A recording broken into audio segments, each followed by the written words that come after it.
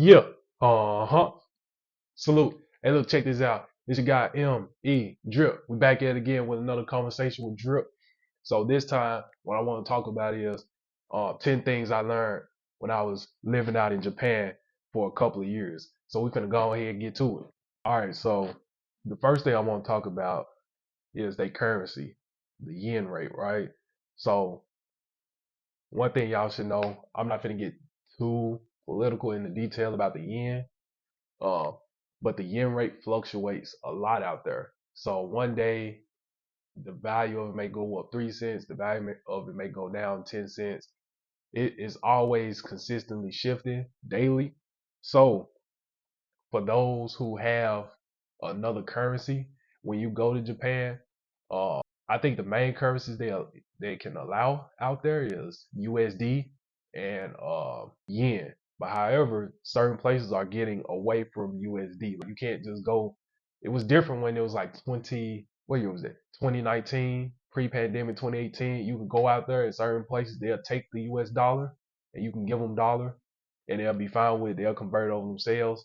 But a lot of places are getting away from the dollar. They prefer yen. And if you don't have yen, they'll take like credit card and stuff like that. I think the reason why they do it, getting away from it is because of the tax on the actual dollar. You have to pay more taxes and stuff on it, so they're getting away from that. Now there are certain places that still take dollar, like a mom and pop restaurant or something like that. But other than that, like a major corporation, they're not taking it. But however, the yen could be used to your advantage because, uh, like for example, when I went over there, and if the value of it goes up, your money can go up. So you put your money in the currency machine. For example, I put 20 USD into the currency machine, right? And they don't call it dollars; they call it, federal notes. So I put 20 federal notes into the currency converter, and then it turned around and gave me 2,600 yen back, which basically means $26. So for those who don't know how to count yen, right? Uh, for me, because I was using US dollar, you got to remember, always take two zeros off. So whatever the price come out to be, take two zeros off. So let's say, for example, it's 2,600 yen. Take two zeros off, and that means it's $26. So let's say if it's 2,635,000 yen, and it don't say zeros, you add two zeros to it, 0.00. So it basically means you will spend uh, not $2,000. Basically means $26.35. So it's a little funny, but it takes a little time to figure it out. But once you get it, you'll get it. But however, like I said, the reason why it can be used to advantage is because, again, when I put my 20 federal notes into the currency converter and it switched over, it gave me $6 extra back. So the value go up because it's always fluctuating. So if it go up, you win. If it stay the same, you still can win because, again, in certain countries, your currency may be worth more than the yen. So when you put your money into that machine, um, it could be worth more or it could stay the same. It wasn't too many times where I got less for my dollar. But again, every country is not the same. So that's one thing when you go to Japan, you have to pay attention to, right, is the currency converter. But if you don't want to worry about that, as far as getting cash and stuff like that, a lot of places take Visa card, not MasterCard, but Visa card. They'll take Visa card. So once it gets taken off your Visa card, it does the conversion itself, so you don't have to worry about doing it. And then the second one, racism, right? A lot of people ask me, is Japan racist? I'm gonna tell you like this, especially to my American folks that's watching. Y'all racism is different from other countries' racism. It's two different things. Like American racism, they racist like towards color and some of the weirdest reasons, really predominantly towards color. They culture, if one, I haven't experienced no racism out there, but they are racist because I have heard stories about how the culture is racist. It's not towards a specific color. It's towards a specific, how you say, I guess culture. It's not towards a color, but it's towards a specific culture. A lot of times, some of us be because of political reasons, and half of us because of political reasons, because certain countries do business with them, and Japan is very powerful, especially when it comes to politics. And you know how I get with politics, people take it very personal, emotional, and that's some reason why they don't like you. And the other reason why they don't like you is because some people have come over to their country and abused them. Some came over the country and raped their granddaughters or beat up their grandsons, got into hit and run, like car crashes and stuff like that. Basically, what I'm saying is they committed some type of crime towards their people, and so they become older, right? And they still have that animosity from the situation, and now they tell they next generation that comes after them, right, to basically not like them in so many words, or to be careful or be on the lookout, right? So when you go there again, like I say, they racism ain't just because this color and that color, you on this side and that side. It's not like no gangs or nothing like that. It's more so because of political and what somebody done to them. They racist is very different. They racist if they are racist towards the culture as a whole, not a color. So, and again, I haven't experienced any racism there, but I have heard stories about how certain places will say no Americans allowed and stuff like that. And if you probably ask them the reason why, I'm not saying it's okay, but if you probably ask them the reason why, they probably gonna have a reason. They gonna have a reason why. And again, if you ask them the reason, it ain't gonna be towards it ain't gonna be because of a color. It's probably gonna be because they may say something like, because whether we agree with it or not, they may say something because this culture is stupid. Why are they stupid? Because every time they come out here, they're gonna give you some reason. So again, they version of racism is different from a lot of other cultures' racism, right? So that's the second one. Number three, they got conservative personality. A lot of them are shy. They not aggressive. Um, they don't have a dominant mentality. So you have to be careful, especially if you're one of the ones who aren't conservative. Y'all extroverted or ambiverted and not introverted, and you come around them. Some people sometimes you can intimidate them. So especially like in like corporate spaces and stuff like that, you got a dominant personality. You could intimidate them, and it makes them don't want to talk to you. And sometimes they are so polite. Sometimes they're shy, so they're not gonna want to uh, talk to you. One, because of your personality, and then two, because they so strict. They're so hard on themselves when it comes to learning or speaking English or any other language. So they don't want to speak to you because if they feel they mess up for some weird reason, they feel they mess up, it's not good, right? Unless you create the environment yourself where you tell them, hey, it's okay. I understand what you're saying. But it's that language barrier too that makes them more conservative because a lot of them can't speak other language. They can only speak Japanese and it makes them hesitant to talk to you. Now, don't get me wrong. It's a lot of Japanese people out there. Once you get around them long enough, they want to talk to you. Trust and believe that. They want to talk to you. Especially if you create that environment where that's how you can use your extrovert to an advantage, really. If you can use your extrovert to be vocal in a tactful way where it's like, hey, it's okay. I understand what you're saying, even if they're trying. And even if their English isn't good, like sometimes I know y'all watching this Japanese folks, some of my Japanese friends, but sometimes if their English not good, I still tell them that their English is good. And the reason why I do that, a lot of stuff I do is very, very strategic, and I'm giving you the game. The reason why I tell them their English is good, that boosts their confidence because they're like, wow. And again, this could be other languages too, but English is the most common used language. So they speak English to me, and even though I sometimes may have a hard time understanding, now I don't, but at times I had a hard time understanding. I still tell them it's good because they're like, wow, this guy from a whole nother culture validated my English. So that's going to want them, it's going to boost their confidence enough where they want to keep trying. And then you can have a much better conversation with them. I literally had a good friend of mine, and I know you watching. She worked at this restaurant, and she told me that when I first met her and her boyfriend was scared of me, and I was like, "What? Why?" Now, the macho in me is like, the alpha male in me, like, yeah, you supposed to be scared of me. Yeah, that means don't mess with me and stuff like that. But the other side to me is trying to understand, right? And the reason why she said is because of like your personality. You came in, you like, hey, what's up? How you doing? You shaking hands and stuff like that. And she said Japanese people don't do that. We more so quiet and shy. Uh, we don't have deep voices and stuff like that. Not necessarily muscular frames all the time. So when you came in doing that, it kind of intimidated me. So I've been through situations like that. But how I won was you have to show open body language. because they watch your body language too. If your body language is disconnected or you show them any sign, right, that is more so in a negative way rather than accepting, their conservatism is going to show even more, and they're going to crawl under their shell even more. So yes, the culture there is very, very conservative, but however, they're very polite people. That's one thing I will say. They're very polite, and that's a double-edged sword. You have to be very careful when dealing with Japanese people because some people are so polite, they don't know how to say no. And that's very dangerous because consent is a big thing. And I'm not just talking about always sex, I'm just talking about anything in general. Consent is a big thing. So what's dangerous is if you go around them and they're uncomfortable, they do a really good job at hiding it until you be around them a few years at a time where you can pick up on a certain body language. And I'm gonna give it to you in a second what they do.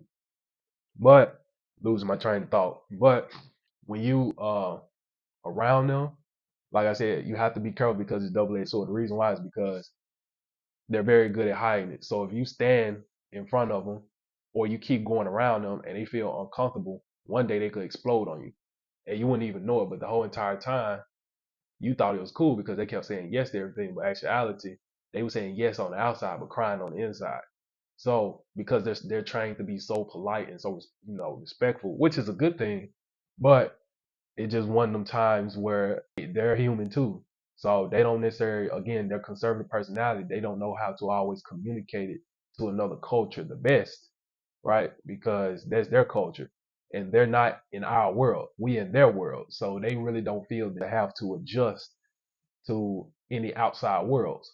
And so with that mindset, it comes with that. Now, however, they're starting to get better because there are it's a tourist area, and they're wanting to continue to build their relationship with other countries. So they're slowly opening up, but it's still going to take some time.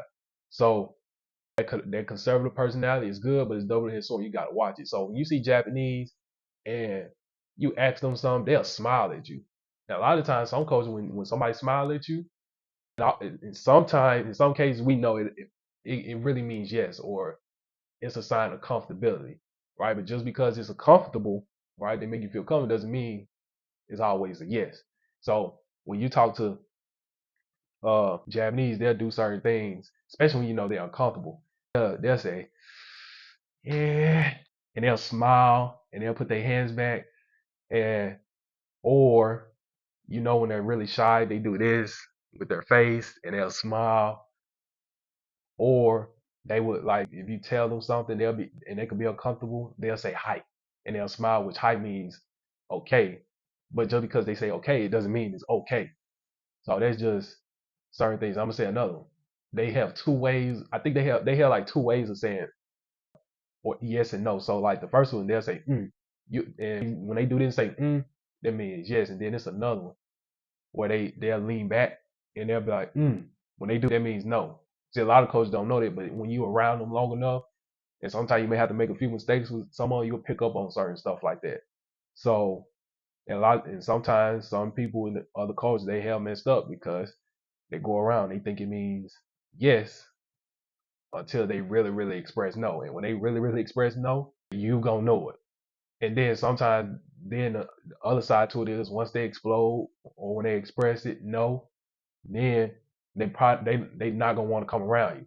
And it had nothing to do with you. It's just that they gonna always think about what happened and they gonna feel bad and they just not gonna want to come around you. So my Japanese people also in the comment section too, if y'all see this video, it's some stuff that I'm probably missing. So if y'all got anything, just speak away in the comments, share some advice too as well.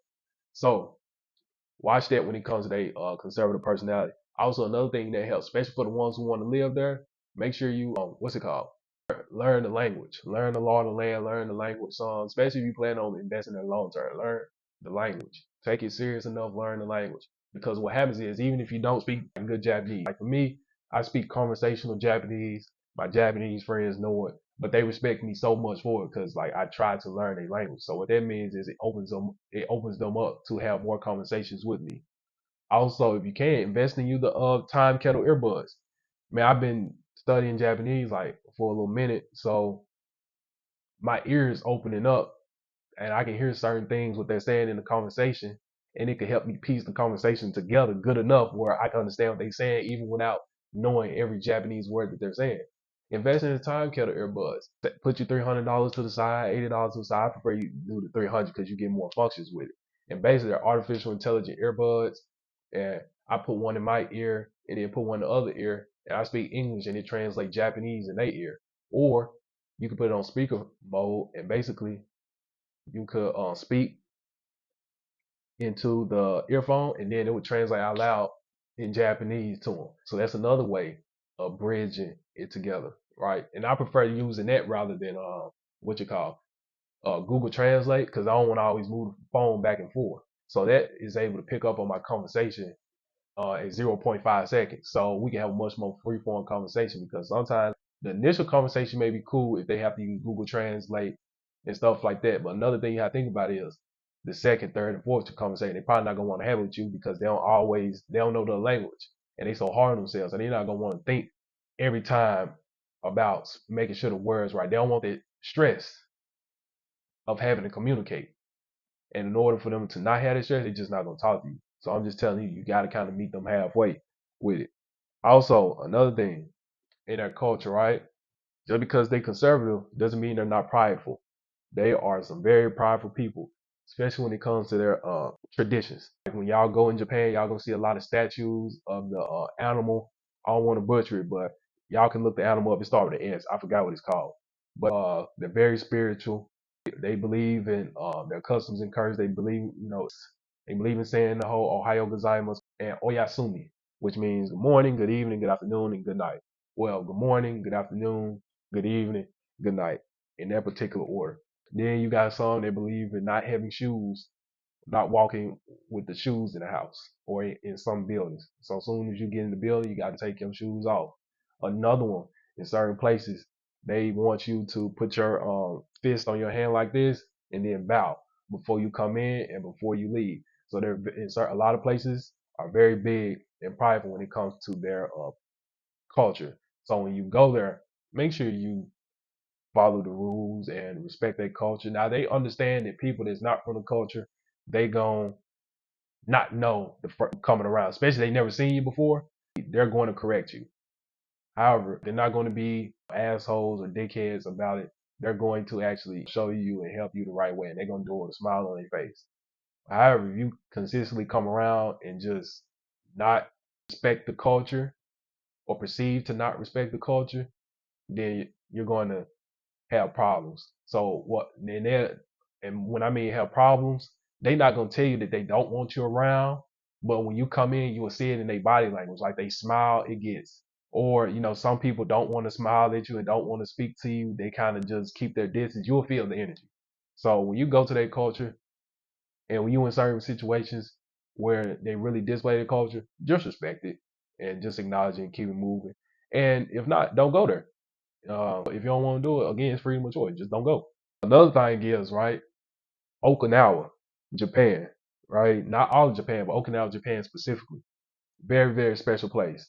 And I think Japan as a whole has a lot more older people than young people. That's a weird thing to say because a lot of time it's a lot more young people than old. But in Japan, it's a lot more young people. Not in Japan, it's a lot more old people than young people. So Okinawa, along with four other places, has been named a blue zone. For those who don't know what a blue zone, this is my lesson number 5.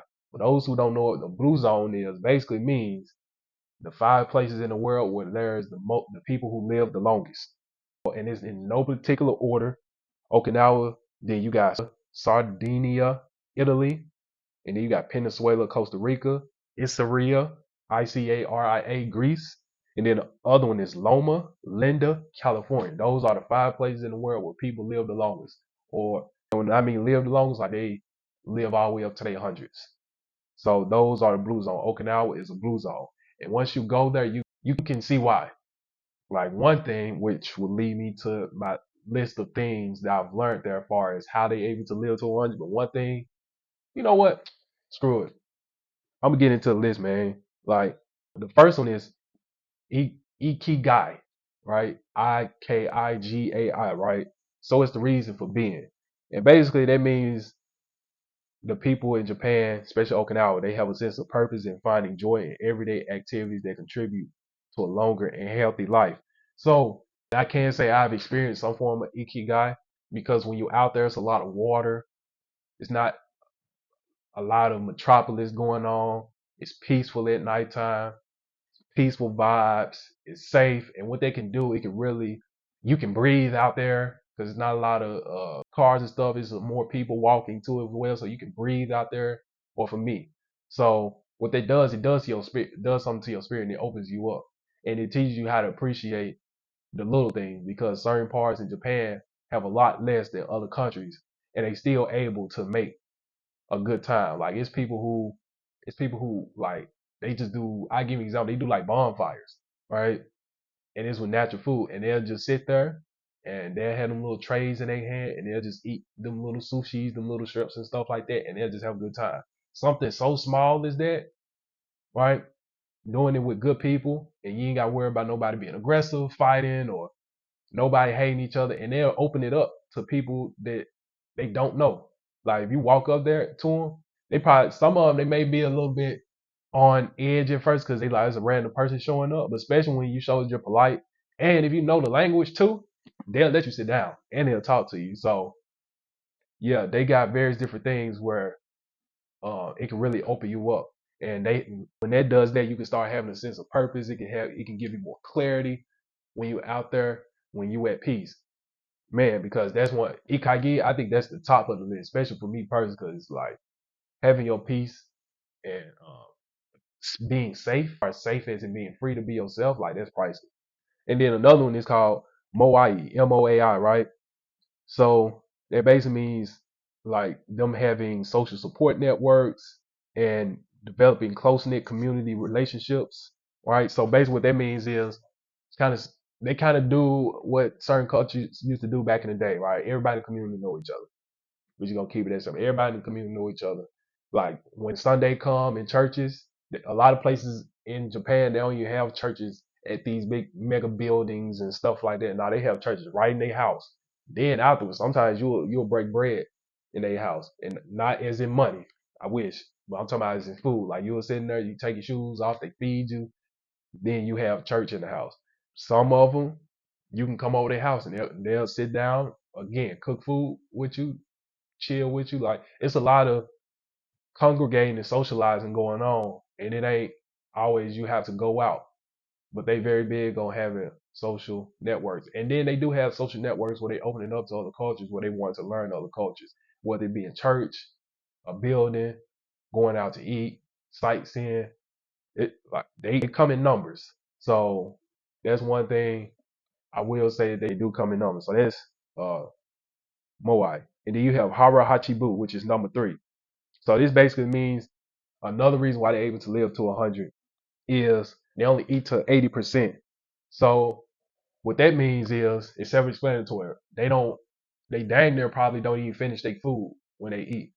Or if they finish their food, they not finna go get seconds, thirds, fourths, fifths like that. Nah, they finna just eat that meal and be content with it. And what that does is that prevents a lot of food from being put onto their metabolism, and it gives them enough room where their system could work it off. So it prevents them from overeating. And then obviously, if you overeat, you gain weight. It prevents, it just prevents a lot having more stuff in your body than what it should. So now that they're not overweight, you have a lot more people living long. Now, don't get me wrong. There is some Japanese people that eat, they eat good out there, a little too good. But for the most part, they believe in 80%. And then the fourth one is they plant-based diet. Now don't get me wrong. I've been out there. When I say plant-based diet, everybody ain't what's it called? What's it called? Everybody, I'm gonna just put it like this: everybody ain't perfect when it comes to their plant-based diet. So if you go out there and just because I said it's a plant-based diet, that don't mean they not gonna eat no meat. Meat, pork eating MFers out there, they love they meat, but however, it's a certain way. Obviously, they probably prep their meat, and they're very calorie conscious. They conscious of everything they put on their plate is very strategic. They not finna just put stuff on the plate because it tastes good. Yes, they want it to taste good, but they put stuff on their plate for strategic reasons because they know what they put on the plate. does to the body, and they know how to use each one for certain reasons. Like I'm giving you an example, right? Let's say let's say greens, right? Vegetables, right? Vegetables is good for the body. Water, your body's 80% water. So you drinking water is going to keep your blood regulated in your body. You eat certain fruits, it'll help your heart. So they understand it, and so they put certain things on the plate to help various different body parts, and they make sure it's not high in calories, but high in nutrients. So that prevents them from having a lot of chronic diseases like heart attack, diabetes, kidney problems. It prevents all that because they strategically put everything on their plate. And then obviously the last one, the fifth reason, but this is the 10th reason, the final reason is they have an active lifestyle. So we obviously know the importance of having an active lifestyle, physical activity, your daily routine. And they physical activity ain't always going to the gym and lifting the weight. No. Some of them they do gardening, walking, dancing, yoga, anything that requires their body to move, you name it, they'll do it. They do take pride in their body for the most part. Now, if you do go out there and you see some people who are overweight and stuff like that, don't be surprised. There's people who's all over the world who is overweight, and there's people out there in Japan that are happy with being overweight. That's cool, but all I'm saying is don't be surprised. But I'm saying for the most part, they do care about their physical well-being. Even the people that I've seen that are overweight, one thing I can say is uh, some of them still gonna get some physical activity in, and they still gonna eat their vegetables for sure. Even though they overweight, they still gonna get a physical activity in. It may not be working out, but they still gonna be doing some, and they still gonna be eating the vegetables. And it leads me to I'm gonna give y'all two more things too, right? One of them, the way the culture is built up, even though they follow these traditions, like it ain't a lot of homeless people out there at all. I've been there for a couple of years and I only seen 3 homeless people out there. They don't do the homelessness. They don't like people laying out on these streets. They do not play that. Nor do they have assisted living facilities neither. A lot of times the people they still believe in the people whoever that are homeless, they live with the family. That's what they believe in. They don't do assisted living facilities. They ain't not gonna put them out on the street. So that's one thing right there prevents a lot of homelessness. And also too, and these are 2 bonuses. The homelessness, not a lot of homelessness, and then the other one is, and the bonus is drinking, right? It's a big Japan is a big drinking culture. All right, don't get it construed. They love even ones water in shape. They got their bad vices too. They love to drink. Some of them like to get drunk and stuff like that. So for my non-drinkers that go out there, there's plenty for you to do without getting drunk. But just keep in mind, even though you don't drink, because I know some people when they don't drink and they go to cultures they like to drink a lot, they feel like an outsider. You would just have to find different ways to be creative as far as how you're going to connect with them outside of drink, because there's some that probably don't have the best social skills anyway sober. And sometimes when they drink, their mind leaves their body, and they gonna probably have better social skills in that particular moment. Now again, we could obviously say why they want to be outside their own body, but again, Japan they have their own mental health issues just like any other place. So I want y'all to keep that in mind as well. And drinking in their culture too is what bring people closer together. Like they do it for celebrations, birthday parties, and stuff like that. That's their form of bringing people together because they not big like some cultures. They not big into doing all them different drugs, all that stuff. No, they just gonna drink, have a good time, and when they do drink, they're pretty much I'm gonna say 80 to 90% of the time they're pretty safe people because there in certain cities there are horror stories where somebody just like anywhere where people get drunk and they wild out. That that can happen anywhere, right? But for the most part, they pretty safe people. But hey, look, man, that's just my perspective on this conversation. Another conversation with Drip. I want y'all to hit that comment button, share this video with many people as possible. And we gonna keep it moving. I just wanted to speak on that because a lot of people always ask me what's my experience like in Japan. I have plenty more experience I can talk about, but I want to give y'all 10 interesting facts about Japan. They may not be the most exciting facts because sometimes people want to always talk about women and money and status and all that. And I want to give you the nitty and gritty, much more informative things that you can take away from it. But again, I got more bangers on top of bangers on top of bangers on the way. I want y'all to tap in, lock in, tune in. Yeah. Uh huh.